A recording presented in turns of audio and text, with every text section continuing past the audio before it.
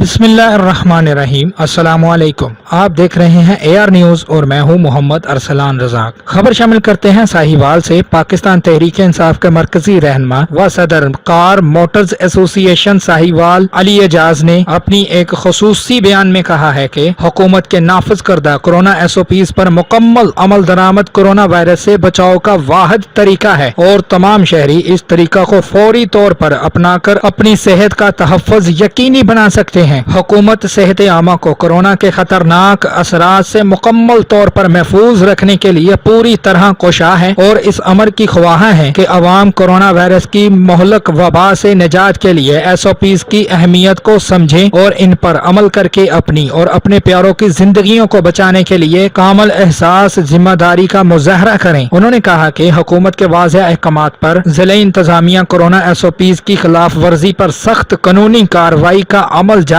رکھے ہوئے ہے۔ اس کا مقصد لوگوں کو SOPs کی خلاف ورزی سے باز رکھتے ہوئے کورونا وائرس کے پھیلاؤ کو روکنا ہے۔ انہوں نے کہا کہ ضلع بھر میں ہر شعبہ زندگی سے تعلق رکھنے والے تمام شہریوں کو پرزور تاکید کی ہے کہ روزمرہ کے معمولات میں سماجی فاصلہ برقرار رکھنے، ماسک کے استعمال کو لازمی طور پر اپنانے، رش والی جگہوں پر بلا ضرورت جانے سے گریز اور ہاتھوں کو بار بار اچھی طرح دھونے سمیت تمام تر حفاظتی تدابیر اختیار کی جائیں تاکہ کورونا وائرس کسی صورت پھیلنے نہ پائے۔ اسی میں سب کی فلاح اور صحت کا تحفظ ہے۔